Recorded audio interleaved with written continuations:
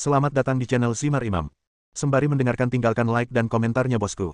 Jangan lupa pasang headset kalian. Siapkan kopi dan camilan. Lupakan pahitnya kehidupan. Mari kita dengarkan sambil rebahan. Penembak jitu terbaik. Bab 493. Hu Jing sudah menunggu di atap dan menerkam Lian seperti harimau betina. Sayangnya, dalam 10 menit dia terjatuh ke tanah dan tidak bisa bangun. Lian memandang Hu Jing, yang pakaian olahraganya basah oleh keringat, dan menemukan bahwa gadis ini jauh lebih baik dari kemarin.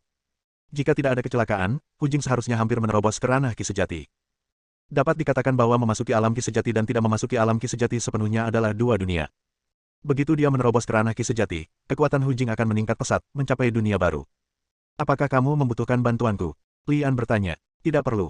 Teriak Hu Jing keras kepala, berjuang untuk bangkit dari tanah, dan terhuyung-huyung turun ke atap. Lian menggelengkan kepalanya dan menghela nafas, menyapa Hu dan pergi ke rumah mie 10 mangkuk. Setelah sarapan dan berlatih teknik penyamaran selama 1 jam, Lian menaiki sepeda tuannya dan meninggalkan kota Huaguo. Di tengah perjalanan, Lian berpapasan dengan orang dan menyalip mobil. Mengapa anak itu melaju begitu cepat? Lepaskan aku, jaraknya sudah 80 yard. Ini kotanya. Sebuah tim bersepeda sedang menjalani latihan rutin, dan Scott mengendarai yang terbaik. Melihat dirinya akan mencapai garis finish dengan jarak kurang dari 200 meter, diam-diam ia bersemangat. Saya tampil sangat baik hari ini. Setelah sesi latihan, ini akan menjadi balapan resmi. Sama sekali tidak ada masalah dalam memenangkan kejuaraan balap sepeda tahun ini. Saat Scott hendak melewati garis finish, hembusan angin tiba-tiba melewatinya, lalu dia melewati garis finish dan terbang menjauh. Siapa orang tadi? Mata Scott merah, dia belum pernah melihat kecepatan secepat ini. Ang Li tidak tahu bahwa dia secara tidak sengaja telah menghancurkan impian kejuaraan seseorang. Dia hanya ingin menyelamatkan setiap menit dan setiap detik. Saat kami sampai di precision shooting, pintu galeri menembak belum terbuka. Baru pada saat itulah Lian menyadari bahwa dia telah datang lebih awal. Memanfaatkan waktu, Lian pergi ke sudut dan menusuk wajahnya dengan jarum perak. Tulang depannya sedikit lebih tinggi, tetapi penampilannya telah banyak berubah. Ditambah dengan topi baseball, kacamata hitam dan janggut palsu, dia menjadi orang yang benar-benar berbeda. Lakukan ini dengan baik, dan pintu menuju pemotretan presisi akan terbuka. Orang yang membukakan pintu adalah Mike, yang terakhir kali menerima Lian. Dia sedikit terkejut saat melihat Lian. Ang Li tidak muncul selama 2 minggu berturut-turut, sehingga Slater dan Bos Ross ragu apakah dia akan datang lagi. Selama periode ini, Slater mencoba mencari cara untuk menemukan Ang Li, namun gagal. Bos Ross secara pribadi memberi perintah untuk menelepon Lian segera setelah dia muncul. Apakah itu kamu? Seru Mike.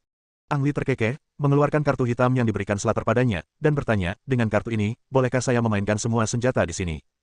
Kartu hitam melambangkan tamu paling mulia dari pemotretan presisi. Mike pernah bertemu dengannya sebelumnya, namun ini pertama kalinya ia menerima anggota kartu hitam. Ditambah dengan penjelasan Ross, ia tampak sedikit gugup. Tentu saja. Senjata apa yang ingin kamu gunakan? Ang Li berpikir sejenak, dengan banyak pola senjata terkenal terlintas di benaknya, dan akhirnya berkata, mari kita tetap menggunakan Mosin Nagant dari yang terakhir kali. Mosin Nagant memang merupakan barang antik kuno, namun memiliki kemampuan menembak yang sangat baik. Ang Li hanya ingin membiasakan diri dengan sentuhan tangannya, jadi yang terbaik adalah menggunakan Mosin Nagant yang hanya memiliki penglihatan mekanis. Mosin Nagant. Mike tampak sedikit terkejut. Lian melihat sekeliling dan menemukan bahwa bilik tempat senapan Mosin Nagant terakhir kali dipajang kosong. Apakah ada yang salah dengan senjata itu? Mike buru-buru menjawab, tidak ada yang salah dengan pistolnya, tapi terkunci di lemari senjata. Jadilah itu. Anda memilih jalur target terlebih dahulu, dan saya akan mengambil senjata dan pelurunya. Petik 2.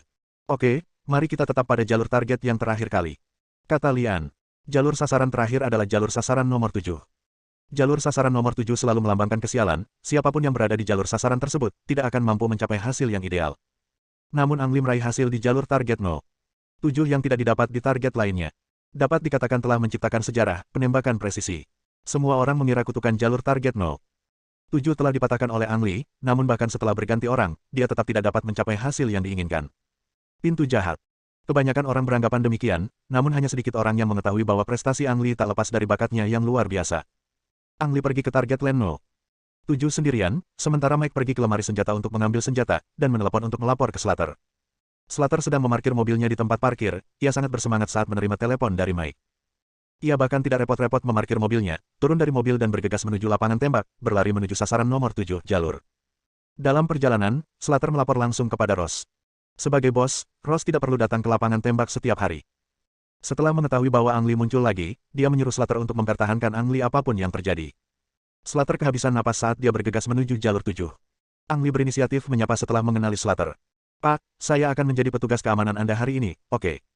Slater ingin mengamati penembakan Ang Li dari dekat. Tidak masalah. Ang Li berkata tidak masalah, tidak peduli siapa petugas keselamatannya. Mike mengirimkan senapan dan amunisi Mosin Nagant. Sejak Ang Lee terakhir kali menggunakan senjata ini, Slater memerintahkan seseorang untuk menyimpan senjata itu dan merawatnya dengan baik. Dia menduga Ang Lee akan menggunakan senjata itu saat dia datang lagi.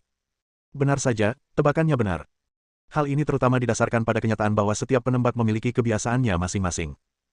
Ia berspekulasi bahwa Ang Lee telah menerima pelatihan profesional dan penggunaan senapan Mosin Nagant bukan hanya karena harganya yang murah.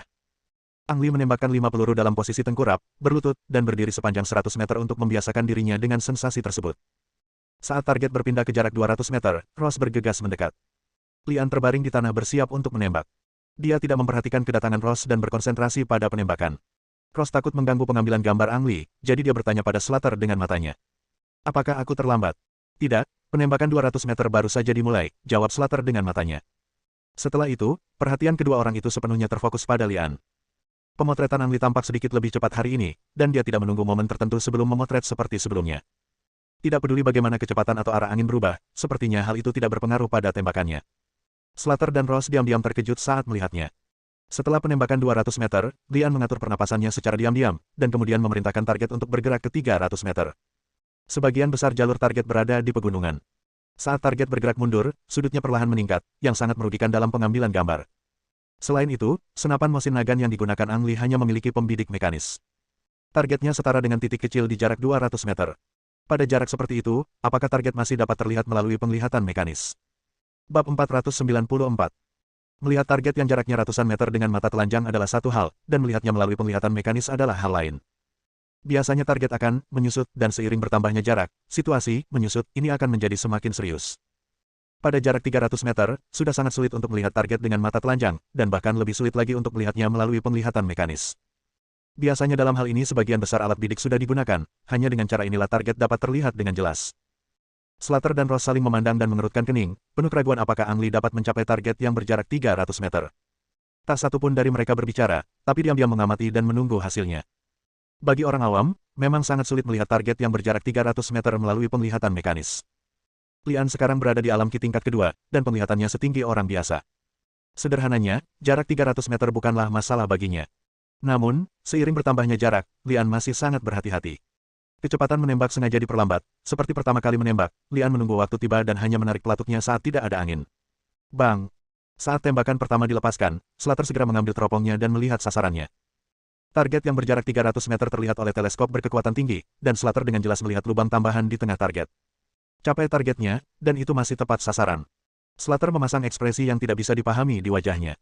Sebagai penembak jitu nomor 1 dalam penembakan presisi, Slater tidak dapat mengenai sasarannya dalam jarak 300 meter, tapi itu hanya jika dia memiliki teropong dan senapan sniper presisi.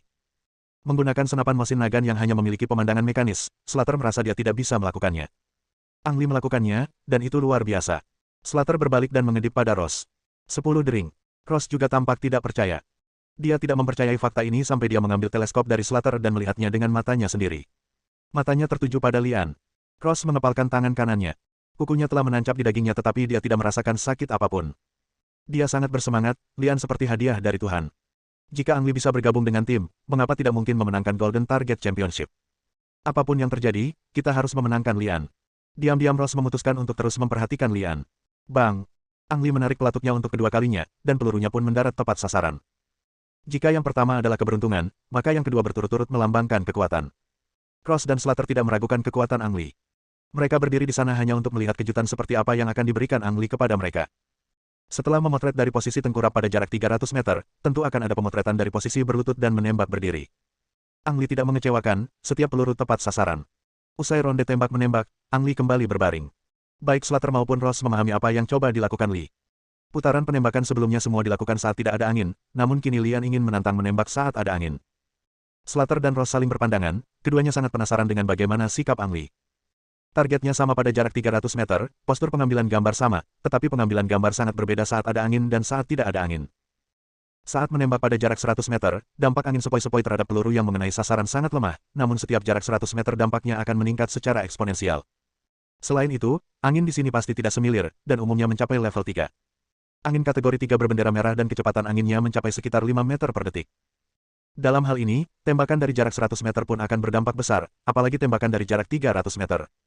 Sekalipun Slater menggunakan senapan sniper berteknologi tinggi dengan teropong, dia tidak yakin apakah dia bisa mengenai sasarannya.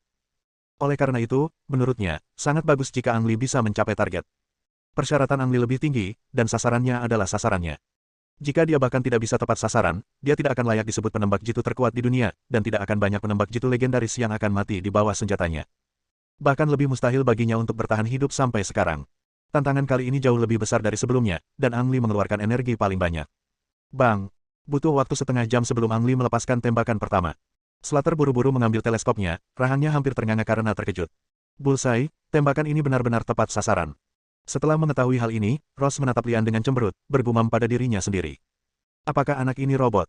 Kalau tidak, bagaimana dia bisa menghitung pengaruh kecepatan angin, jarak, dan lainnya, dan mencapai target secara akurat? Secara umum, penembak jitu muncul dalam tim penembak jitu. Wakil penembak jitu akan menggunakan peralatan berteknologi tinggi seperti pengukur jarak dan anemometer untuk mengamati dan menghitung semua faktor yang mempengaruhi penembakan. Penembak utama hanya perlu berkonsentrasi menembak. Namun, Ang Li tidak memiliki wakil untuk membantunya, dan dia tidak memiliki peralatan berteknologi tinggi seperti pengintai. Semuanya dihitung oleh otaknya. Belum lagi sulitnya menghitung berbagai faktor, begitu mendapatkan data yang sesuai, Anda harus segera menembak, jika tidak peluang akan cepat berlalu dan Anda harus menghitung ulang. Ini juga merupakan alasan penting mengapa penembak jitu membutuhkan wakil untuk bekerja sama. Lian melakukannya sendiri, yang tidak mungkin dilakukan di mata orang lain. Tidak peduli apa yang orang lain pikirkan, Ang Li melakukannya. Lebih dari 20 menit kemudian, dia melepaskan tembakan kedua, dan pelurunya juga mengenai sasaran. Tembakan ketiga hanya memakan waktu 20 menit, tembakan keempat memakan waktu 15 menit, dan tembakan kelima membutuhkan waktu kurang dari 10 menit. Apa artinya ini?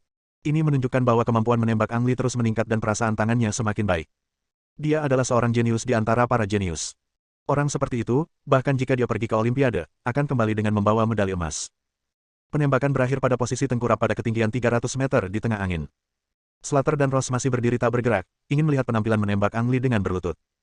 Saat ini, Lian berbalik, menatap mereka berdua, dan berkata, saya ingat Anda menyediakan makan siang di sini, kan? Makan siang. Slater dan Ross kemudian menyadari bahwa hari sudah larut dan sudah waktunya makan siang. Belum lagi, akurat Shot menyediakan makan siang, meski tidak, Slater dan Ross akan mencari cara untuk mendapatkan makanan enak. Tentu saja, silakan ikut dengan saya, kata Slater dengan sangat sopan sambil mengambil senapan mosin nagan dari Ang Li. Makan siang ada di lantai 2 precision shooting, berbentuk buffet, dengan variasi makanan yang banyak, jadi siapapun yang mau makan bisa mendapatkannya sendiri. Lian bukan penggemar makanan laut, bukan karena dia tidak menyukai pertanyaan seperti itu. Terutama karena makanan laut sulit untuk dimakan dan sulit untuk diisi. Secara relatif, Ang Li lebih suka makan daging sapi. Melihat steak tersebut, Lian berjalan langsung menuju area steak. Bab 495. Kecuali steaknya sedikit, sisa steaknya baru digoreng, jadi kalau mau makan harus reservasi dan menunggu. Saya ingin memastikan ini gratis. Lian berbalik dan bertanya. Slater mengikuti Ang Li, lebih seperti pengikut daripada penjaga keamanan. Setelah mendengar perkataan Lian, dia langsung menjawab, tentu saja gratis. Saya sudah mengatakannya terakhir kali. Kamu boleh makan sebanyak yang kamu mau. Lian bertanya. Kamu boleh makan sebanyak yang kamu mau, jawab Slater tegas. Lian menghela nafas lega dan berkata kepada koki yang sedang menggoreng steak dengan sangat dominan, tolong beri saya 20 porsi lagi. Pasti matang. Saya tidak suka makan makanan mentah karena takut diare. Koki steak itu tertegun sejenak. Makan 20 porsi untuk satu orang terlalu berlebihan bukan? Masalahnya masih harus matang sepenuhnya. Saat menyantap steak, hanya sedikit orang yang memintanya matang. Terutama beberapa orang yang disebut ahli makanan penuh dengan pantangan tentang aspek ini. Mereka menganggap memanggang steak yang matang merupakan penghinaan terhadap makanan dan pemborosan makanan. Dalam beberapa kasus, mereka lebih suka steaknya benar-benar mentah. Hanya dengan cara ini rasa asli dan lezat dari bahan-bahannya bisa terjamin. Ang Li berpendapat berbeda dalam hal ini. Jika ingin makan sepotong daging mentah, mengapa sekarang manusia berevolusi menggunakan peralatan dapur dan cara memasak lainnya? Selain itu, makanan mentah sangat tidak higienis. Untuk mundur selangkah, Ang Li bukanlah seorang ahli kuliner, ia hanya makan untuk mengenyangkan perutnya. Pada akhirnya, apa yang ia makan harus diubah menjadi energi. Slater memelototi koki steak dan berkata, mengapa kamu berdiri di sana dengan linglung? Lakukan saja dengan cepat jika saya meminta kamu melakukannya. Oh, ya. Koki steak itu sadar dan segera bekerja lembur untuk memasak steaknya. Lian mengambil steak yang sudah dipesan terlebih dahulu dan mengatakan sesuatu sebelum pergi. Ayo kita lakukan ini sekarang. Jika tidak cukup, aku akan meminta lebih banyak. Ditambah lagi, Anda punya hampir 30 steak di piring Anda, bukankah itu cukup? Mendengar perkataan Ang Li, bahkan Slater hampir pingsan. Bukankah ini terlalu enak? Ang Li tidak mau menyembunyikan fakta bahwa dia bisa memakannya di depan Slater. Kalau curang hanya akan kelaparan, dan rasa lapar sungguh tidak nyaman. Selain itu, karena Lian mengubah penampilannya, tidak ada yang akan mengenalinya, jadi dia bisa makan tanpa khawatir. Selain steak, Lian juga memilih beberapa daging lainnya, dan dia hampir menempati seluruh meja sendirian. Untungnya, mereka datang agak terlambat, jika ada banyak orang di restoran, mereka semua akan memandangnya ke samping. Slater juga memetik daging dan roti, porsinya 2 kali lipat dari orang biasa. Ross hanya makan sedikit salad dan segelas susu. Setelah mereka bertiga duduk, Slater menunjuk Ross dan memperkenalkannya. Oh, Lian menjawab dengan ringan. Ross memang cantik, dan dia juga pemilik klub menembak ini. Yang lain sangat menyukainya, tapi reaksi Ang Lee membuatnya sedikit malu. Bukan karena Ang Lee sengaja membuat Ross terlihat malu. Bisakah wanita cantik dimakan sebagai makanan? Lian benar-benar lapar. Saat ini, makanan di depannya lebih menggoda daripada wanita cantik itu. Apalagi Ang Lee sudah lama melihat bahwa Slater menginginkan sesuatu darinya. Sekarang bahkan bos wanita cantik telah muncul, semakin menegaskan hal ini. Adakah yang bisa kamu katakan setelah aku selesai makan? Lian mengunyah makanan di mulutnya dan berkata, terutama karena dia takut jika dia tidak menyetujui permintaan pihak lain, dia bahkan tidak akan bisa makan. Jangan terburu-buru, ayo makan dulu lalu ngobrol setelah selesai. Ross tersenyum canggung. Lian makan tidak cepat atau lambat, sangat teratur, tapi karena dia makan paling banyak, itu juga memakan waktu paling lama. Slater makan dengan cepat, menghabiskannya terlebih dahulu, lalu duduk menunggu. Ross tidak tahu apakah itu karena dia bijaksana, tapi dia makan dengan sangat lambat. Dia menghabiskan salad kecil dan segelas susu hampir bersamaan dengan Lian. Setelah makan dan minum, Ang Lee menyeka mulutnya sebelum tersenyum pada Slater dan Ross dan berkata, sekarang katakan padaku apa yang ingin kamu katakan. Pak Henry, kami ada acara kompetitif di sini. Saya ingin tahu apakah Anda tertarik untuk bermain. Kata Ross sambil tersenyum. Secara logika, Ang Lee tidak perlu membuktikan apapun sekarang. Dalam hal pengembangan, pemotretan presisi, Ross harus berhati-hati. Ya, keahlian menembak Lian memang sangat akurat, dan dia sudah menjadi orang pertama yang pernah dilihat Ross. Ross bahkan dapat menjamin bahwa tidak ada orang yang berpartisipasi dalam Golden Target yang lebih akurat daripada Ang Lee. Namun, persaingan sasaran emas bukan hanya soal siapa yang memiliki keahlian menembak yang akurat, melainkan kompetisi konfrontatif yang menguji kualitas bertarung komprehensif seseorang. Oleh karena itu, Ross mengusulkan agar Lian mengikuti kompetisi untuk mengetahui kekuatan Lian secara keseluruhan. Hal ini juga dikemukakan oleh Slater, jadi dia tentu saja tidak keberatan. Jika Ang Lee tampil sama baiknya di kompetisi, maka dia dan Ross harus merekrut Ang Lee ke dalam tim dengan cara apapun. Oke, Lian setuju tanpa ragu-ragu. Dia sudah mendengarkan perkenalan Mike ketika dia datang terakhir kali, dan tahu bahwa kompetisi adalah permainan yang mirip dengan pertarungan sebenarnya, sama seperti CS, pertarungan sebenarnya, yang populer. Kecuali senjata yang digunakan tidak bisa benar-benar membunuh orang, selebihnya tidak ada bedanya dengan pertarungan sebenarnya. Permainan semacam ini sebenarnya berevolusi dari tentara, yang sering menggunakan cara ini untuk menguji efektivitas tempur para prajurit. Namun, risikonya telah dikurangi seminimal mungkin. Jangan lupa, ketika Ang Lee masih di sekolah penembak jitu Jerman, dia bermain di kompetisi senjata sungguhan dan amunisi langsung serta mengalami pelatihan tempur sungguhan yang tak terhitung jumlahnya. Kompetisi seperti permainan ini tidak menimbulkan kesulitan bagi Ang Lee. Setuju untuk berpartisipasi, Ang Lee juga ingin merasakan lebih banyak perasaan bertarung dari permainan tersebut. Ang Lee mengenakan seragam kamuflase dan perlengkapan yang disediakan oleh Precision Shooting. Semua peralatan ini adalah peralatan elektronik terkemuka di dunia, tetapi semuanya mensimulasikan senjata dan amunisi asli secara maksimal. Baik itu berat senjata atau pengaruh suhu, kelembapan, dan kecepatan angin pada pukulan setelah menarik pelatupnya, efek paling realistis dapat dicapai. Jika Anda mengabaikan peralatan elektronik di tangan Anda dapat menganggap permainan ini sebagai pertarungan sebenarnya. Adapun lawan Ang Lee adalah staf keselamatan yang dipimpin oleh Slater. Seperti Slater, petugas keamanan ini semuanya veteran, dan kebanyakan dari mereka pernah berpartisipasi dalam pertempuran sebenarnya. Awalnya Ross ingin membekali Lian dengan rekan satu timnya, namun Lian menolak karena dia suka bertarung sendirian. Pada akhirnya, situasi menjadi 1 lawan 10 dengan Lian. Arena ini terletak di atas gunung, dan jalan pegunungan yang kompleks serta hutan lebat membuat permainan lebih realistis. Slater dan anggota timnya sangat familiar dengan tempat kompetisi, namun Ang Lee baru pertama kali datang dan relatif dirugikan. Demi keadilan, Ross mengizinkan Ang Lee memasuki arena 10 menit lebih awal. 10 menit kemudian, Slater memimpin tim dan bertanggung jawab atas pencarian dan serangan utama. Ross duduk di depan monitor dan menatap gambar yang datang dari arena. Entah kenapa, layarnya menghilang dalam sekejap. Bab 496. Ang Lee yang frustrasi menggunakan senapan sniper ringan M25 tiruan. Jangkauan efektif senapan sniper ringan M25 adalah 1.800 meter. Karena yang dimiliki Ang Lee hanyalah peralatan elektronik tiruan, maka jangkauan sebenarnya akan terpengaruh. Dampak ini sangat terbatas. Lagi pula, Ang Lee tidak akan bersembunyi dari jarak 1.800 meter untuk menembak. Biasanya, jarak tembaknya antara 300 meter dan 500 meter. Terkadang mungkin lebih dekat. Saat Slater memimpin tim ke area kompetisi, yaitu hutan pegunungan, suara tembakan terdengar dari puncak gunung. Saya tertembak, kata anggota tim yang berjalan di belakang. Konon anggota tim ini sudah dikorbankan, dan berbicara lagi sama dengan melanggar aturan. Orang-orang yang tersisa bersembunyi di balik bunker, dan beberapa orang diam-diam menjulurkan kepala untuk mengamati. Bang! Suara tembakan kembali terdengar. Aliran asap hijau samar keluar dari orang yang baru saja menjulurkan kepalanya. Tewas dalam aksi. Yang lain buru-buru mengecilkan tubuh mereka sepenuhnya di belakang bunker, tidak berani menunjukkan kepala mereka lagi. Slater mengerutkan kening. Dia baru saja mengorbankan dua saudara laki-lakinya. Apakah ada yang melihat targetnya? Semua orang menggelengkan kepala. Pada awalnya, ketika mengetahui bahwa lawannya hanya satu, banyak orang yang merasa kompetisi itu membosankan dan pertarungan bisa selesai dalam waktu 1 jam. Sekarang, mereka tiba-tiba menyadari bahwa pertempuran itu jauh lebih sulit dari yang mereka bayangkan. Meski semua orang sudah menyiapkan pertahanan, mereka disergap begitu memasuki area kompetisi, dan dua bersaudara dikorbankan. Kuncinya adalah tidak mengetahui di mana lawan bersembunyi. Ini sangat memalukan. Ikuti perintahku dan jangan bergerak. Slater berseru dengan suara rendah. Mereka kini terjebak di sini dan harus mencari jalan keluar dari kesulitan mereka saat ini. Slater mengeluarkan sebuah alat dari tubuhnya, yang bentuknya mirip dengan tongkat selfie. Saat dikeluarkan, ukurannya hanya sebesar telapak tangan, namun panjangnya menjadi 1 meter. Bedanya, tiang ini tidak digunakan untuk memotret, melainkan untuk observasi. Lensa 10 cm dihubungkan ke bagian atas tiang, yang memungkinkan pengamatan tanpa membuka penutupnya. Ibaratnya mempunyai mata tambahan, makanya nama alat ini disebut juga mata. Slater tahu bahwa keahlian menembak Ang Lee sangat bagus, apakah itu penembakan sasaran sebelumnya atau menembak dua anggota tim berturut-turut, itu adalah bukti terbaik. Senapan Mosin Nagant bisa mengenai sasaran yang jaraknya 300 meter. Kini diganti dengan senapan sniper M25 tiruan. Slater memperkirakan Ang Lee bersembunyi 500 meter. Mata memang sangat berguna, namun juga mempunyai kelemahan yang fatal. Jangkauan pengamatan efektif terkonsentrasi pada jarak dekat. Karena keterbatasan mata manusia, mustahil untuk melihat dengan jelas melampaui jarak tertentu. Mata manusia dapat melihat sangat jauh, namun ukuran target secara langsung mempengaruhi apakah target tersebut benar-benar dapat dilihat.